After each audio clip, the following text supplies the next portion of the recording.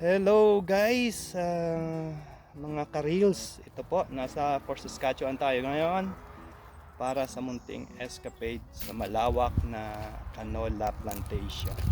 Ayan. Makikita nyo guys, ayan, canola plantation lahat yan. Ayan. Ayan, hanggang sa dulo yan guys, canola yan. Ayan, as far as you can see. Ayan. Abot ng inyong matatanaw guys, panikanola yan. Ha? Mag-enjoy po tayo lahat sa muting escapade na ating ginawa ngayon. Ayan.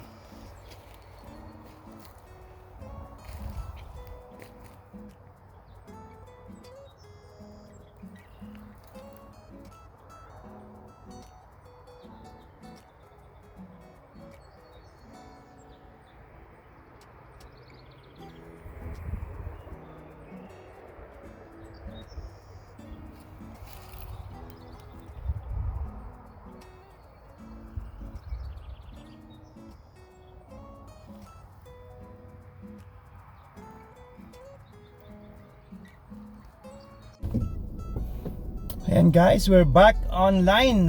Okay, hindi nga masyadong ano ngayon guys, yellow. Kasi ang dami yung green eh. So wala na. Hindi siya nagtanim hanggang doon. Yung portion lang nito ang yellow eh. Pero yung banda doon green na eh. Hindi ko alam kung ano yung tinanim na yun eh. Kasi sometimes marami silang kinikita sa mga yung pagkain ng mga baka.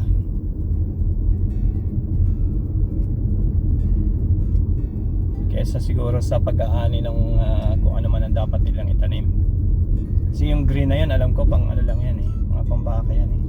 Kasi how much per yung hay 300 something yata eh.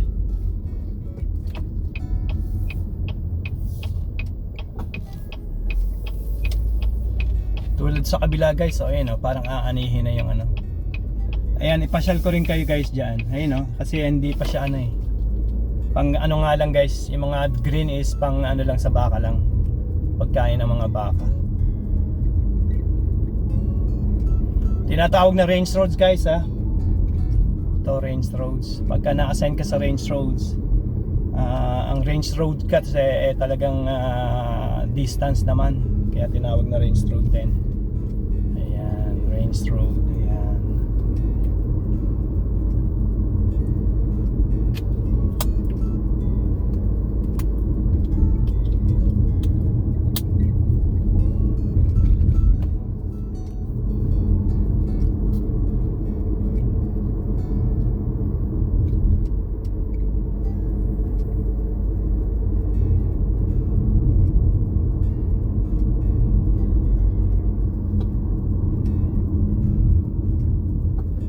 Ayan ang mga range road houses May mga bahayan dito sa range roads, pero ang lawak ng spaces. Ito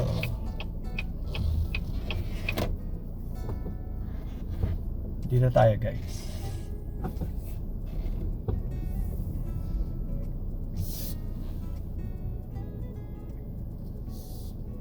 Ayan guys, kung makikita nyo sa harap natin gagawin, iharap natin sa sasakyan guys.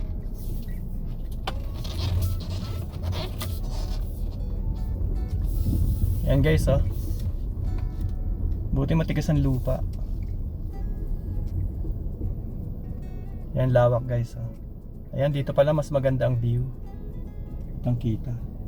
Tingnan natin guys.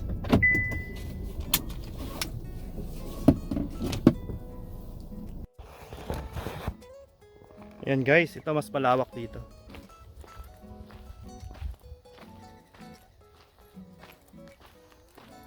Tingnan nyo guys Ayan.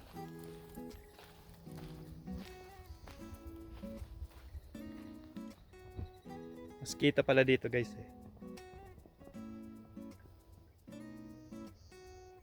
Dati guys, yung na yan, sabi ko nga kanina, wala kayong makikita dyan, panay green yan, ay panay yellow yan last 2 years. So tingnan nyo guys ang landscape niya. Oh. Ayan walang bundok dyan guys. Slopey yan, grassy. Ayan, ganyan ang Alberta. Alberta for Saskatchewan at saka ang alam ko lang dalawa eh. Hindi ko alam ang Winnipeg. Ang Winnipeg yata ganito rin. Kaya prairies to ang tinatawag. Ayan, prairies, province of prairies. Ayan, Alberta nga yata, Saskatchewan at saka Winnipeg or Manitoba. Ayan, Manitoba ang ano. Ayan, Winnipeg. Ayan, Manitoba ang capital nila. Ayan. So ang Saskatchewan ay province ay Regina ang capital city. Ayan guys, kita nyo guys mula rito hanggang doon. Ayan. Mas maganda yung ano na to, yung angulo na to. Kasi panay yellow talaga siya, Panay yellow talaga makikita nyo. Ayan guys. So from here guys, kung makikita nyo yung landscape, talaga naman ayan ang city. Yun yung city, diyan tayo nang galing kanina, dito. Diyan tayo nang galing kanina, ayan. Ayan. Tapos banda rito, ayan, panay yellow na. Tapos yung itututo ko yung camera dito ay Fort Saskatchewan. Iba pa yan sa Saskatchewan province.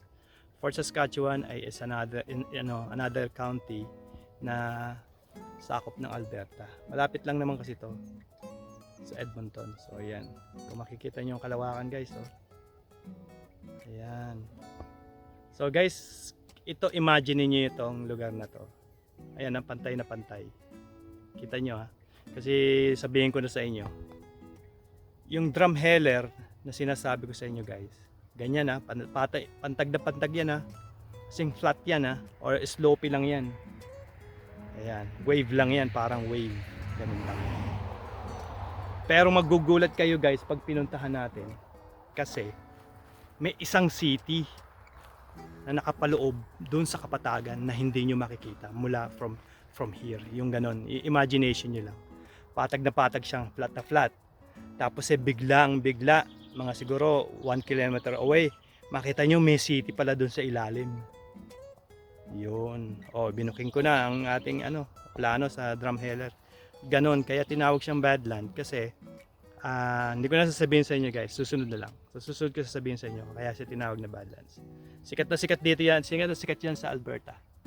Ang drumheller. Ayan, i-google nyo guys para next time i-google nyo guys. Ayan, sige guys, i-google ninyo kung ano ang drumheller. Drumheller, i-google ninyo at mag-comment kayo below ayan sa aking mga videos. Ayan guys, ayan, galing.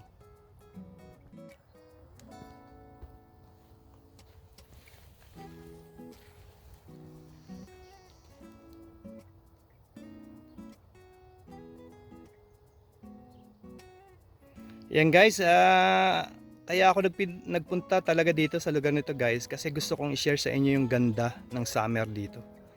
Ayan.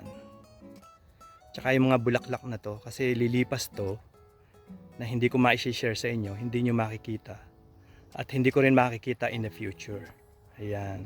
Kasi syempre, kung hindi ko ilalagay sa YouTube, paano ko bang makikita in the future, di ba? Sa YouTube nandun na lahat yun, di ba? So, ibig sabihin, nandun yun anytime you want to visit this place. Ayan. Makikita nyo sa YouTube. Ayan guys.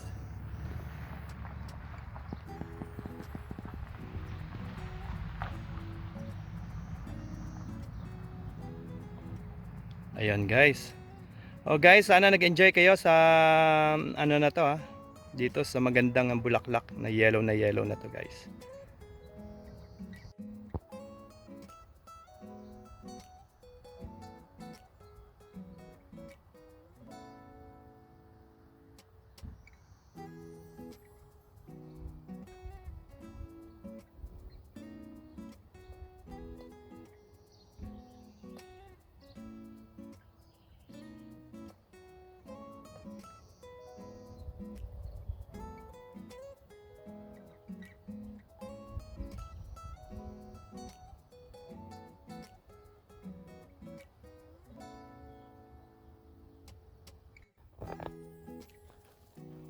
Ayan guys, dito na natin tatapusin talaga ang video na to, no? 2 beses ko nang tinapos pero ito na yung final end ng ating escapade ngayong araw na to. Kung hindi man po, kung masyado pong mahaba, hatiin ko sa 2 video ang escapade na to. Sana po nag-enjoy kayo sa paligid, ayan, sa landscape, ayan. Ito po ay priceless, yung landscape na yan. Eka nga, anytime na gusto nyong bisitahin ang lugar na to, mag-click lang po kayo sa aking channel, and then makikita nyo na ang lugar na to. Inuulit ko po, ang lugar na to ay Fort Saskatchewan, Alberta. Ayan, yan ay adjacent sa Sherwood Park, Alberta, or tinatawag nating Strathcona County. Ayan, or ang Edmonton naman adjacent naman sa Sherwood Park. So ayun, nadali natin guys. Ayan. Oh wow. So hopefully guys, magsama-sama tayo sa ating muling sa ating susunod na pamamasyal. Samahan nyo ako naman ay dalawa ang gusto natin puntahan, Wainwright, isang small county, at ang Drumheller, small county din sa Alberta. Within Alberta lang tayo guys, kasi magka lumayo tayo, napakalalayo na yan, Ibig sabihin uubos tayo at least 3 to 4 hours, so hanggang 12 hours drive kung babagtasin natin ang Alberta to Alberta.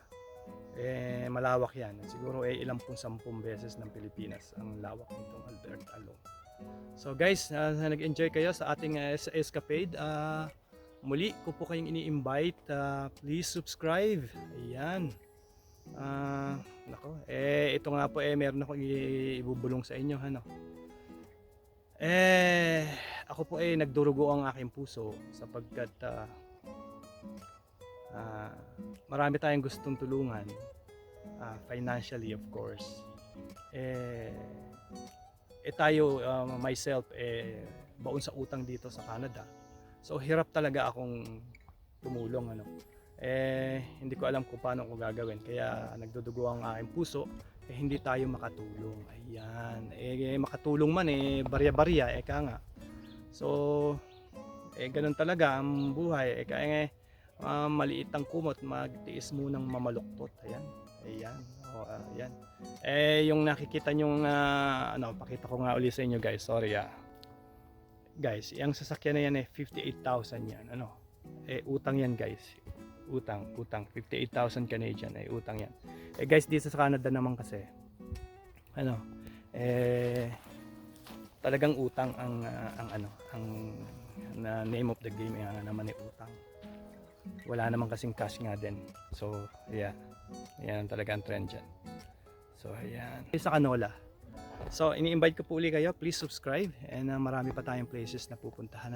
Please subscribe sa mga hindi pa nagsusubscribe, at sa mga nagsubscribe, paulit-ulit ko pong sinasabing salamat, greatly appreciated. Mabuhay po tayong lahat, at God bless us all. Ciao. Ito guys, yung machine na ginagamit nila, hinihilatan ng tractor na malaki.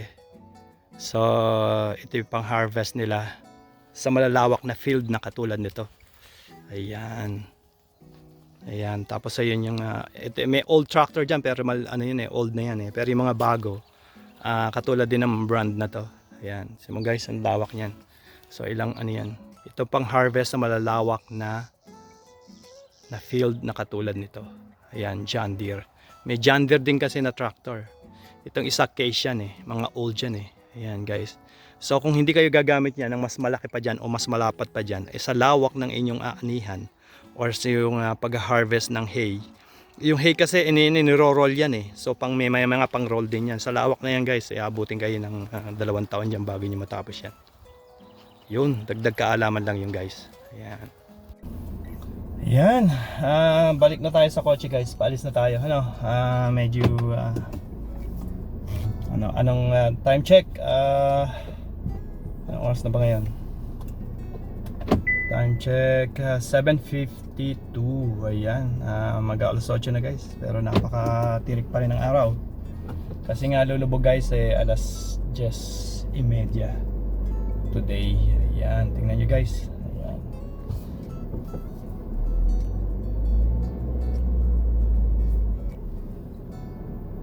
Yan, back on road tayo guys, tingnan nyo guys, diretso lang yan, wala yang lilikuan.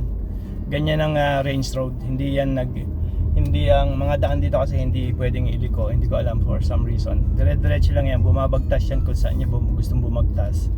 As in straight na vertical, straight horizontal, as in straight. Ganyan yan guys. Kung meron nga tayong maganda sana drone. Gusto natin i-budget yung drone guys. Yan nyo guys, at makakabili rin tayo ng drone. Ayan, tingnan nyo guys, oh. Kitang-kita nyo, oh. Ayan, oh. Patag na patag yan guys. So, tama tayo guys. Haze nga yung ang kanilang gagawin na lang dyan sa mga green na nakikita nyo, no. Mas ang round kasi, ang isang ring kasi ng haze o ng hay hey Jude. Wow. 300 plus ang isang ring ng hay. Ito yung yun ang gusto kong pakita sa inyo, no. Yung hay na yun, yun yung pagkain ng mga baka o ginigiling nila, inahalo nila sa corn. Ang isang ring nun 300. Ang napakalaki naman ng isang ring nun, halos kasing taas ko ang diameter nun. So pakikita ko yun sa susunod sa inyo, yung isang ring ng hay. Pagka ito guys anihan na ng hay, makikita nyo dyan guys, bilog na, napakaraming bilog na nakakalat dyan guys. Yun ibig sabihin harvest time na ng haze yun.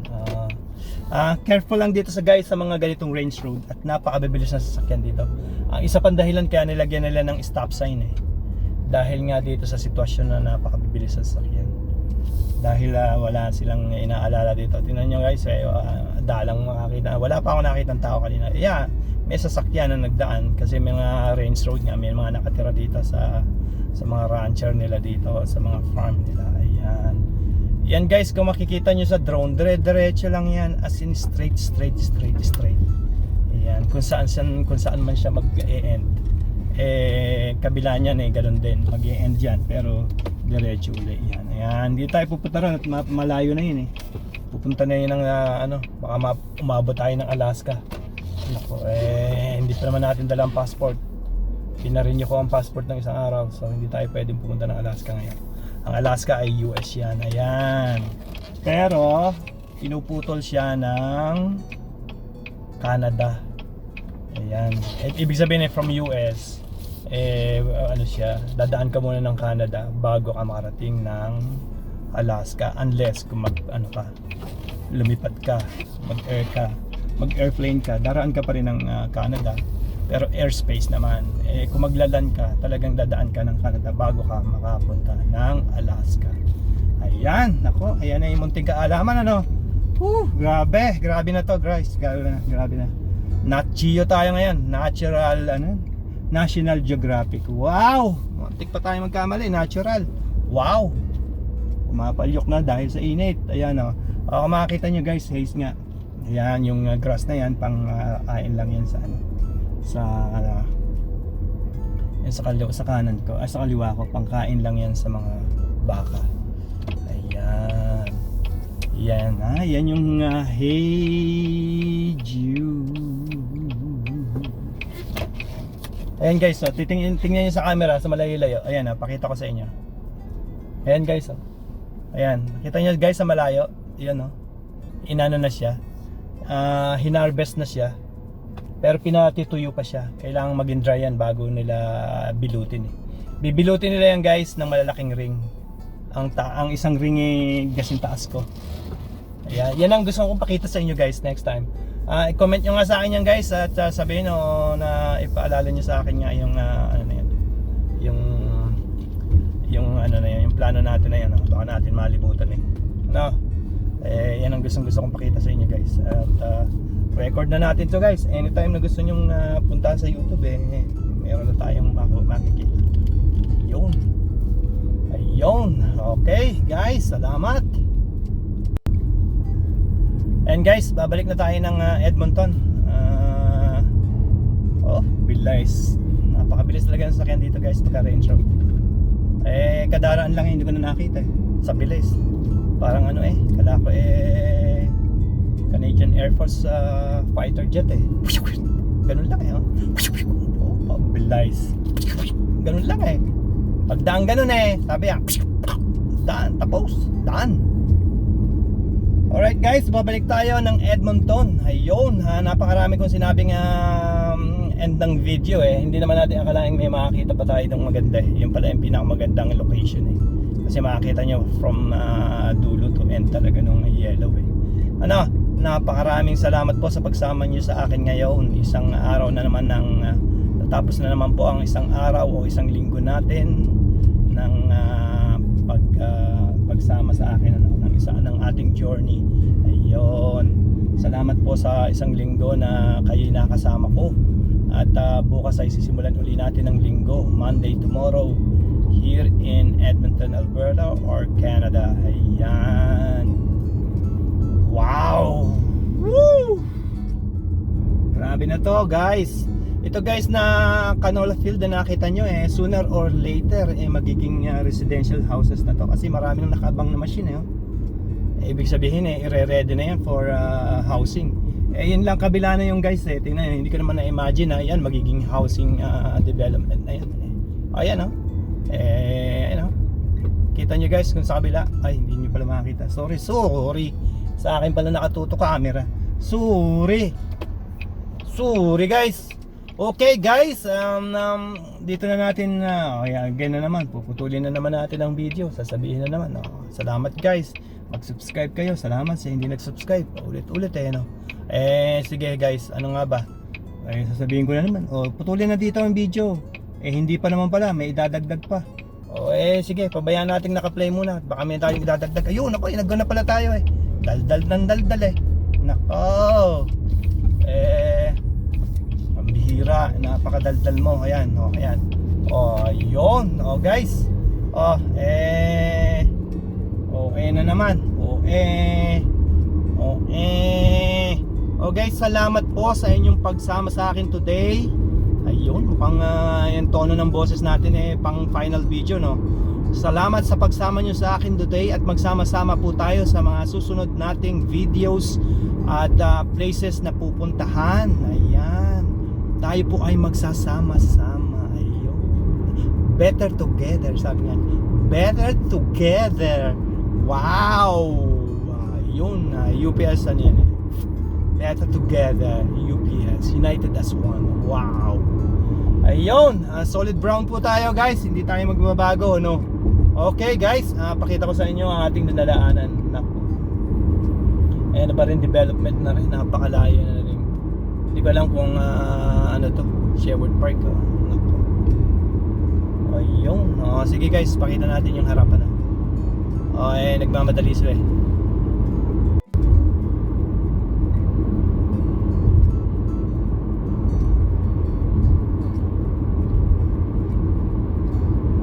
Ayun, ay nako, asbok. Kala ko naman sa harap nakatutok, pambihira, sa mukha ko pa pala. Guys, hindi ko alam yun Nako, buti hindi ako nagdukit ng ilong. Hindi ko alam na sa akin nakaharap pa rin. Nagulat na lang ako na yung mukha ko ay nandini sa camera. Sige, hindi ko rin nga, since hindi ko rin naalamat na kayo nagulat mag-final na nga tayo ng video na rin, no? Salamat po sa pagsama sa akin. Paulit-ulit eh. Please subscribe sa mga hindi pa nagsusubscribe. Ang nag-subscribe, salamat po. Ayan. Thank you. God bless us all. Ciao.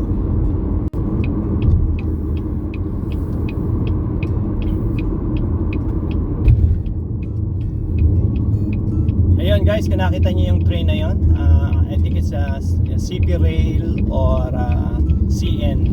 Ayan. Guys, pagka kayo let's say kayo na dumadaan at nagmamadali kayo at naharang kayo ng train na yan, handaan nyo na ang 10 minutes ninyo. Yan mahigit 5 kilometro ang haba niyang train na yan. Nako. Ang makina naman ng mga 5 kilometro na yon ay siguro yung mga 5 or mga 5 rin. Ayan, o 3, ganyan, 4 or 5 ang makina no. Sa haba na yun hindi naman niya kayang hilahin yan kung nag-iisa lang ang makina niya napakagandang daanan ngayon nagagawa lang ngayon. May mga Ayan. We're back on main road or highway. Ayan. Itong highway na to, ito Yellowhead to. Itong Yellowhead, yun. Ako mayroon isa pa pala tayong project na dapat gawin, isang place na dapat natin puntahan na gusto kong pakita sa inyo. Ang tinatawag na Elk Island.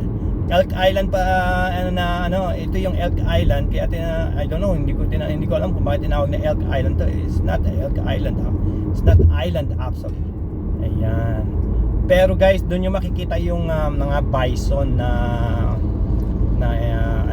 kanilang inaalagaan kasi gusto nilang endangered species na kasi yung mga ayan, bison kasi dumalang na kasi ang ng bison, ang numbers ng bison.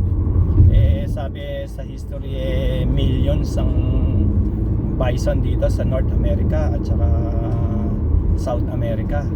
Ngayon dumalang na ang bison. Kaya pinipreserve nila yung lahi ng bison na to. Oh guys, andito tayo sa Sherwood Park. Ito ang Yellowhead. Ayan. Area ko din to guys. Kaya yung mga places na pinuntahan natin for Saskatchewan. Nakarating pa ako ng Vegreville. Ayun, Vegreville. Hindi yata. Mali yata yan. Basta may ville. Ayun. Okay. Malayo rito yan. Mga an hour and a half drive. Ayan. Nakasign din tayo doon. Ayun guys. Heading back na tayo sa Edmonton. Ayun. Salamat guys uli. Ayan. Enjoy the night. Good night guys. Or good morning sa inyo sa Canada. Or saan sulok man. Good morning dyan sa Pilipinas. Ayun. Mali na. Mali. Good morning dyan sa Pilipinas. And kahit saan sulok ng mundo man kayo naroon. Ayun. Good morning sa inyo. Good morning. At good night sa Canada. Good night sa ating mga kababayan dito sa Canada. Ayun. Sabi niya tayo is south. Papunta tayo ng south. Kasi sa south tayo nakatira. Ayan. Pero dadaan tayo ng Henday again. Ayan.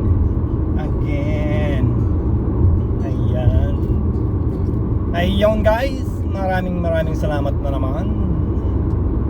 I know. Okay guys. Thank you. Ciao. Ayan guys, gusto ko palang pakita sa inyo. Ayan, bonus video. Dahil natin bonus video. Yung nakikita niyo sa kanan na yan, refinery yan ng oil Kasi yung oil tart na tinatawag nila, yung maitim na oil, nire-refine dyan para maging crude oil, gasoline, at saka kung ano pang yung plastic, yung mga plastic ninyo, plastic bag, yung mga plastic ng anong plastic yan, kahit anong plastic, drum na plastic, kahit anong plastic yan guys, galing sa oil yan.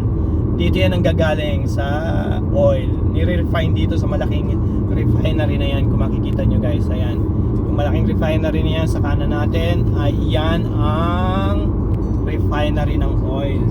Tapos niya guys, mapapansin nyo, tinutok ko dyan may makikita kayong mapakalalaking ayan guys, from here makikita nyo yung malaking drum. Ayan, ako drum no. Ayan guys, nakita nyo yung malaking yan. Yan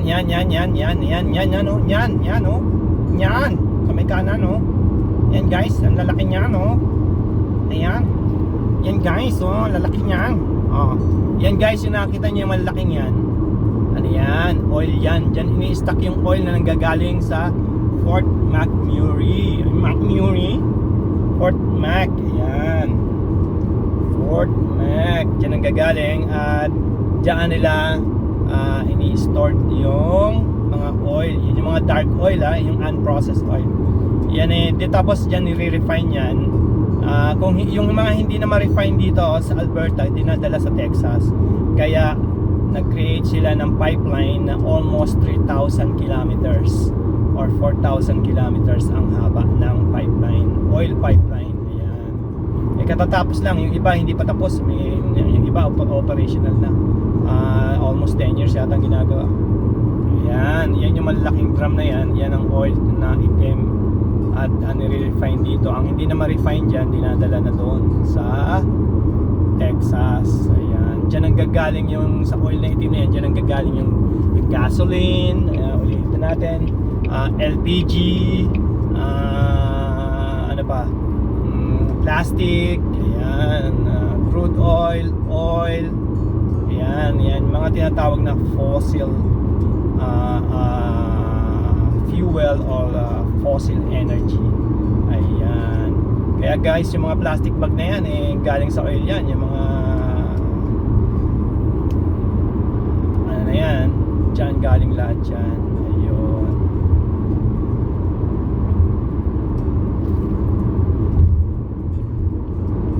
Mali pala tayo guys.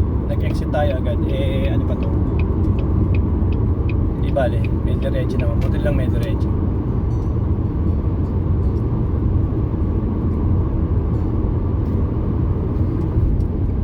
Di diretso tayo guys. Hindi tayo dapat.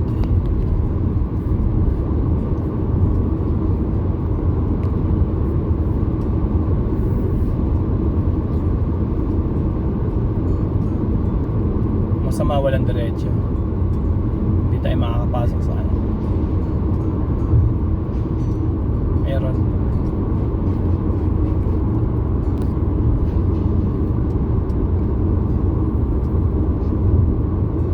Dapat white mud tayo.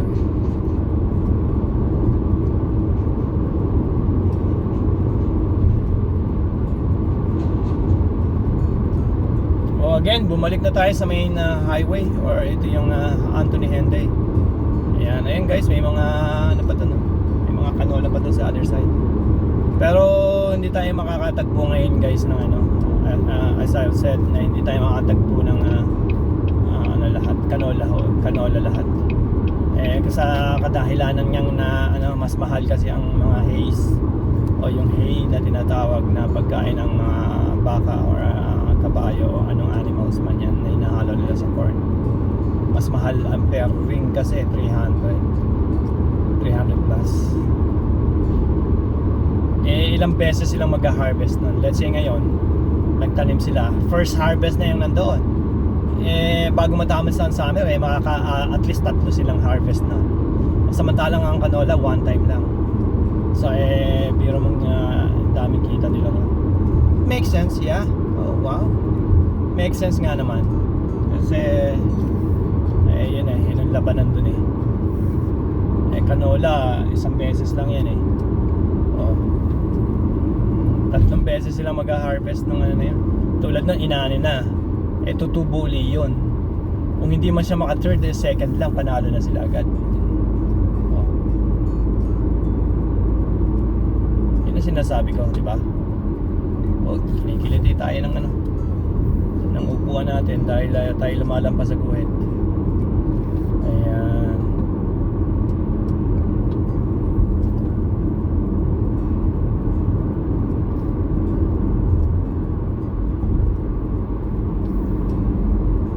Ayun, andito na tayo sa white mud.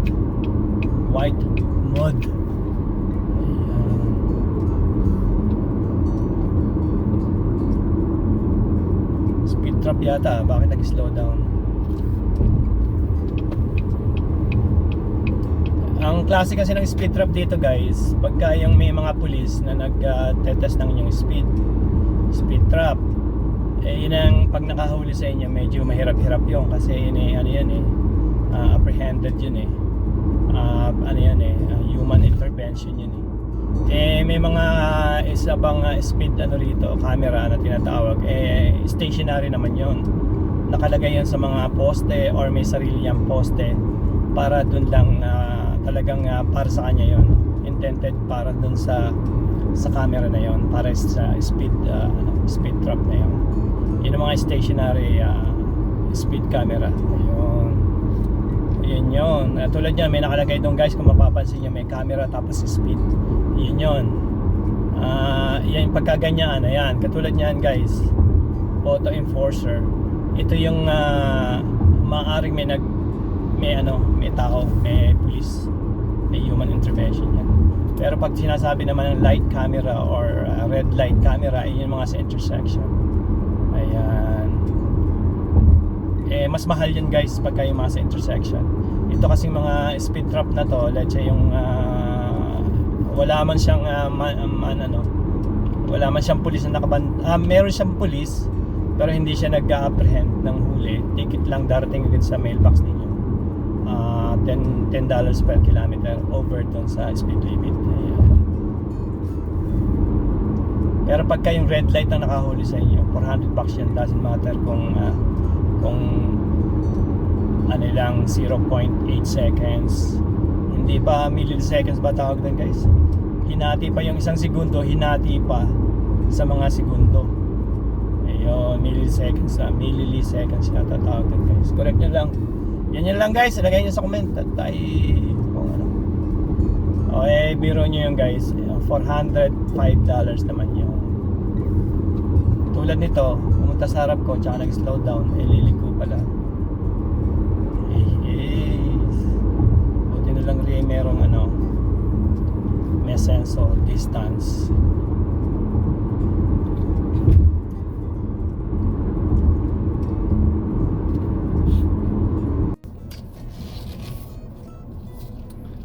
Ayun guys, salamat again. Balik na tayo sa ating base. Nandito na tayo sa basement garage. So, muli ako'y nagpapasalamat sa inyo. Sa taos puso ko nagpapasalamat sa inyo sa walang sawa ninyong pagsubaybay. Ayan. Salamat po guys. Ayan, nakapamasyal tayo ngayon. Naipasyal ko kayo ngayong araw na to, bago matapos ang araw na to. Ayun. Sadyang dito na natin tatapusin ang video at nandito na tayo sa base. Itong video na to guys siguro mga tatlo or dalawa siguro ang gagawin natin. Medyo mahaba kung isa lang super haba guys, super haba. Ayun, back in the base. Park lang tayo ng maayos.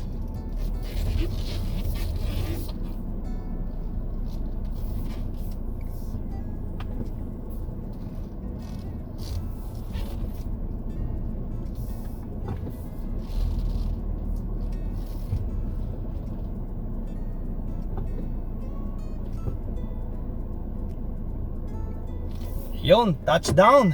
Hi, salamat guys. At muli, ini-invite ko kayo mag-subscribe sa hindi pa nagsusubscribe. And salamat sa nag-subscribe. Thank you. At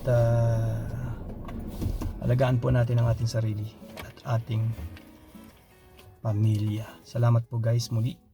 Ciao.